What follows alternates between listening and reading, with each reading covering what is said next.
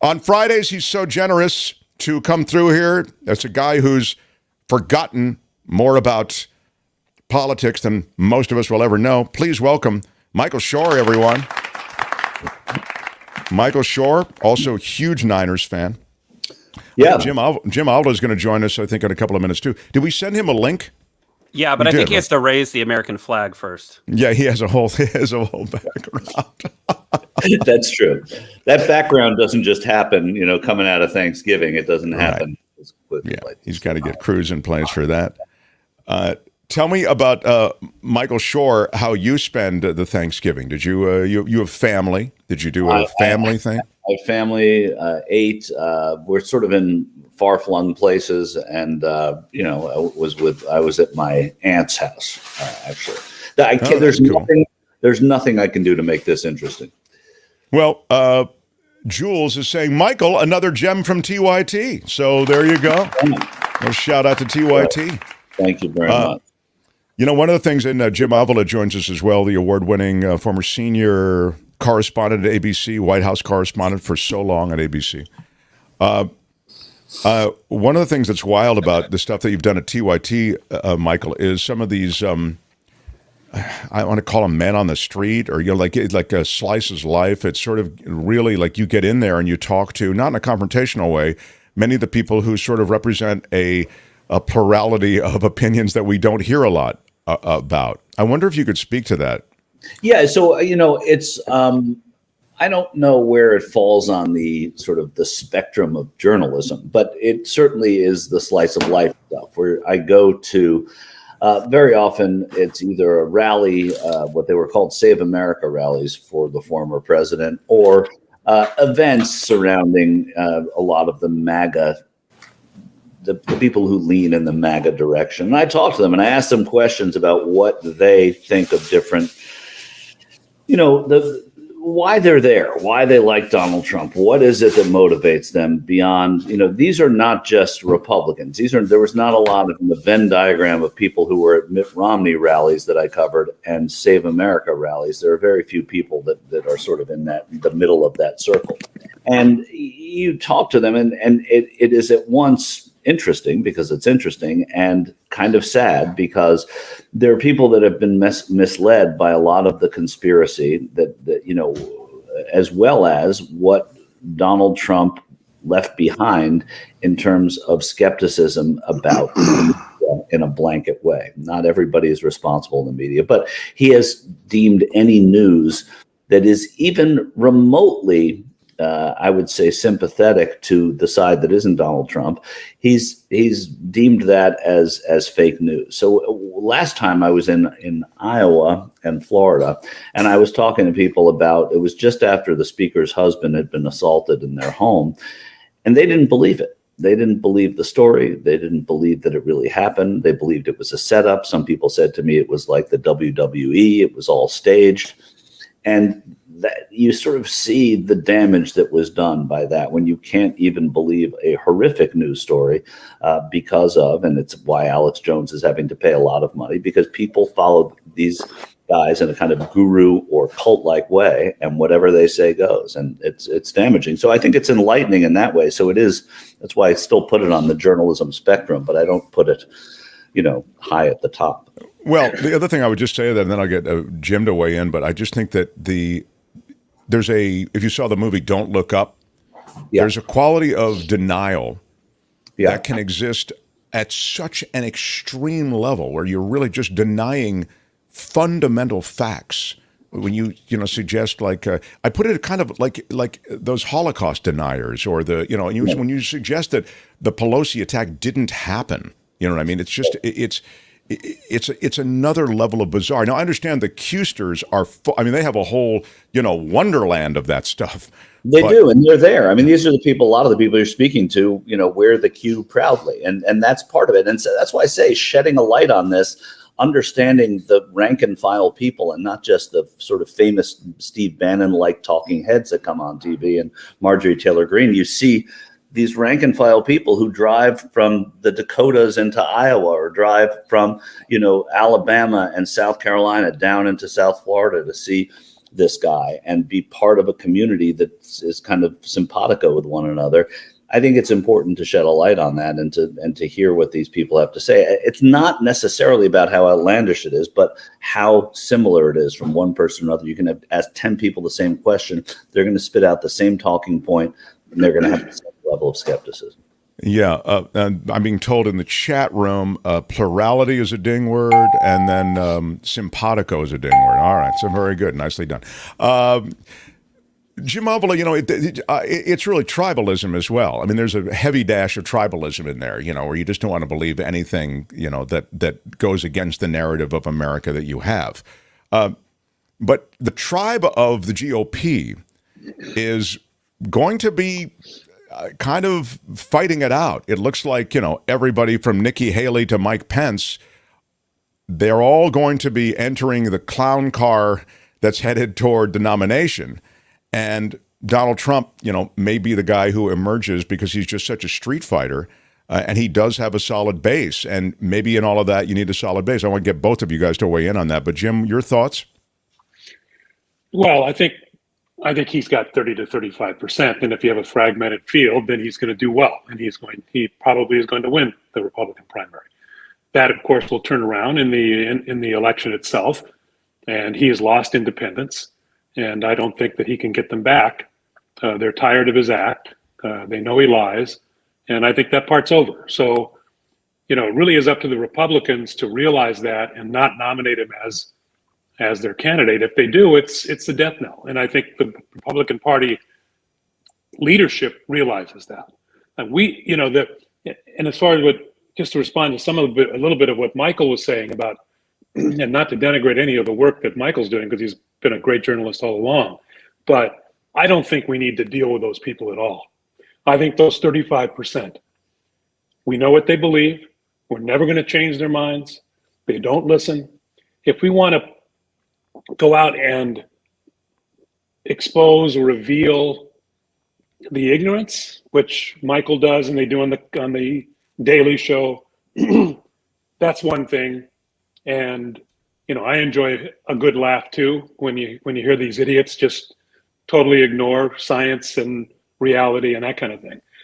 But the New York Times does this all the time. They go to the diner and they talk to it's a journalism cliche, and right. There's no scientific weighting going on when you just go to the diner, because usually in the diner it's a bunch of old folks having lunch or breakfast and some New York Times reporter comes in and they talk to them in rural America and they espouse a love of Trump and all things to the right. Well, I don't think that's really helping us at all. I'm sorry. I don't think that's really helping the public anymore. We know that. We know that already. What needs to be done is they need to be educated. That is such a boilerplate really part.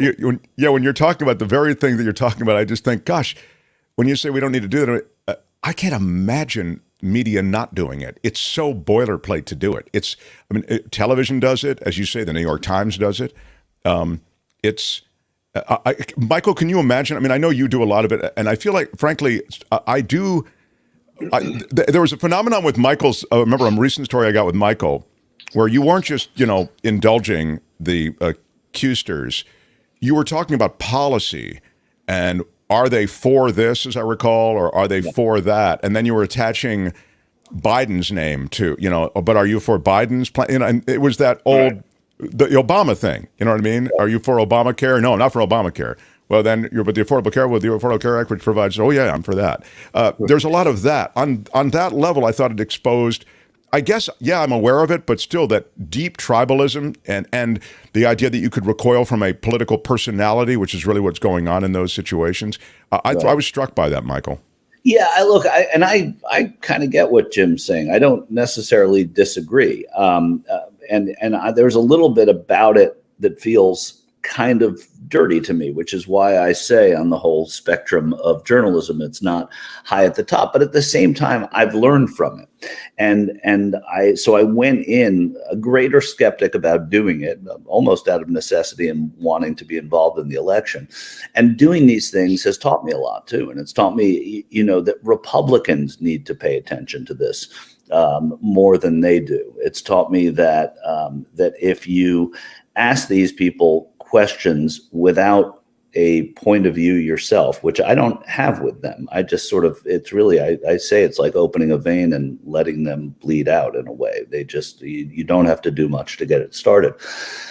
But you sort of learn in a substantive way what matters to them and why Donald Trump as an outsider, when they feel like outsiders, is something that is appealing to them. And I don't say that with great sympathy, because they also don't see through what a huckster this guy is. And they'll say things like, oh, he gave back his presidential salary, as if that makes him a martyr. But meanwhile, each and every one of them are getting emails a couple of times a day asking for money.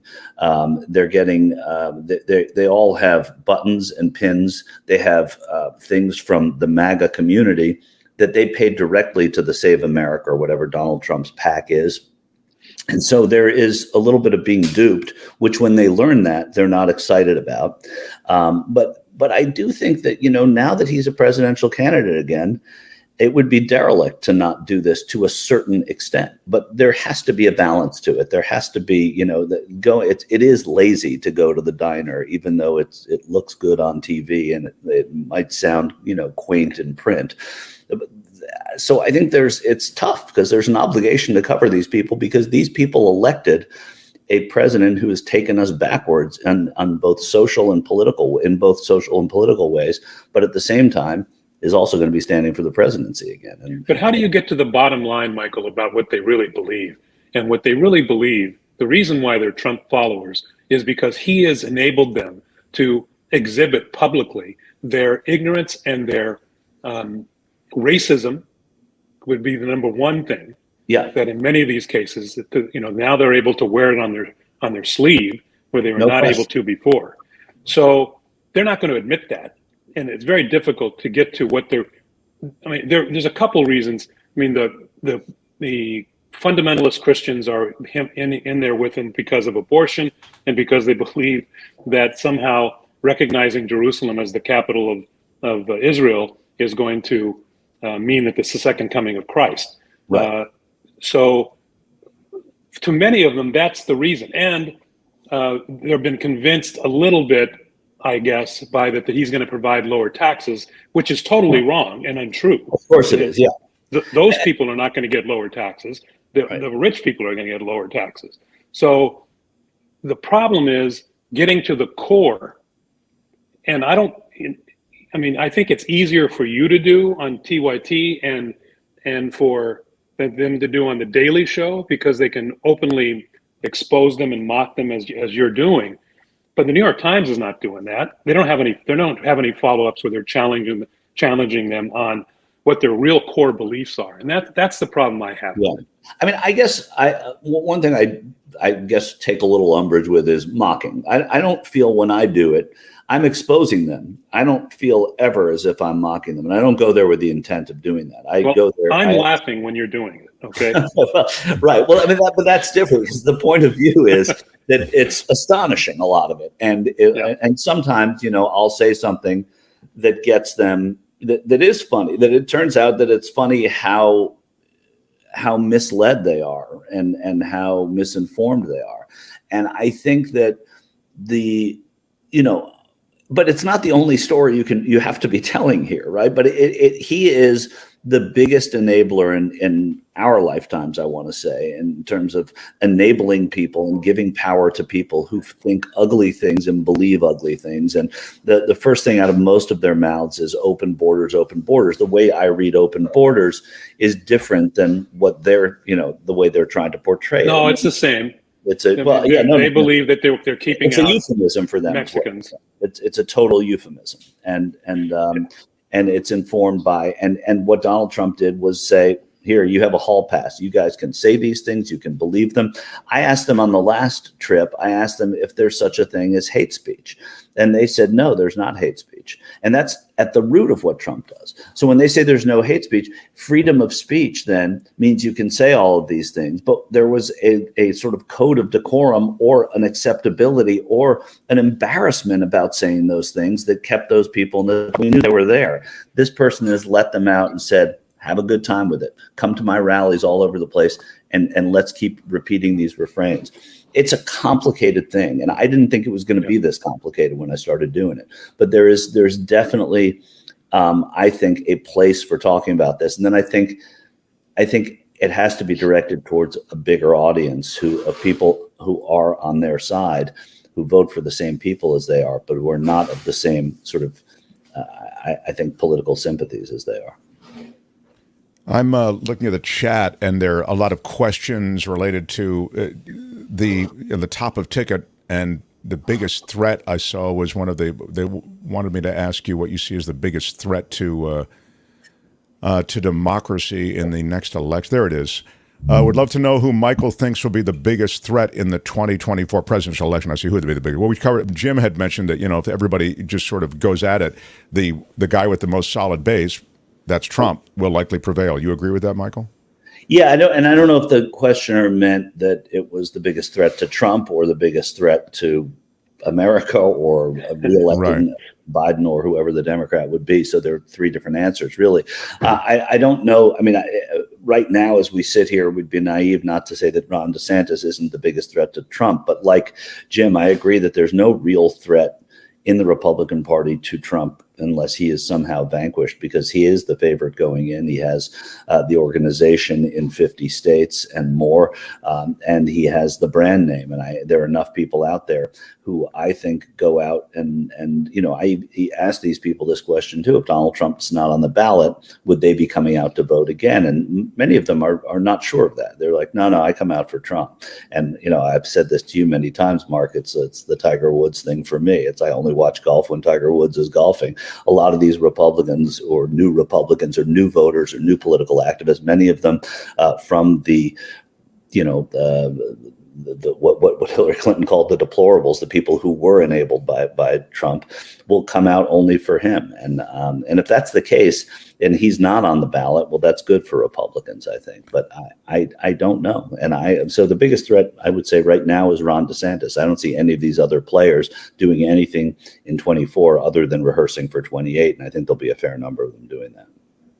Yeah, it's interesting. People are suggesting in the way of the coverage conversation that the more you cover extreme speech like that, the more you normalize it, the more it is in the media at all, the more you normalize it. There's an argument to be made for that. I can't disagree with that.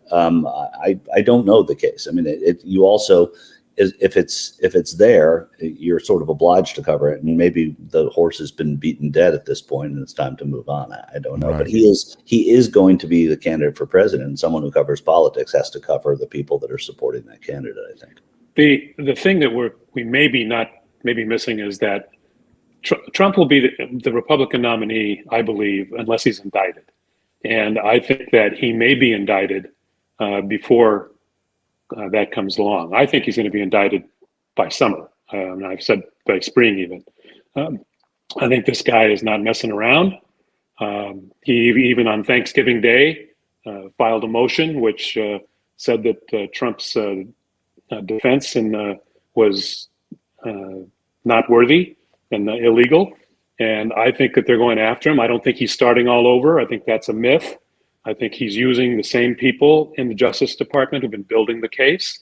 I think he's going to present to Merrick Garland the cover that Merrick Garland needs, because he is not a bold person, and that he will take that recommendation to indict, if it's there, and will indict him. I'm not sure it's there so much on the documents as it is on January 6th myself, because there's not been any proof yet that he's done anything with those documents that would be considered treasonous, other than holding on to them. And he's a braggadocio. And I've always said from the beginning that I know he's a grifter, and everything has to do with money, But in this case, I think it had to do with, I want to post these, and he already has put them up in his bar in Mar-a-Lago. The classified documents in a frame.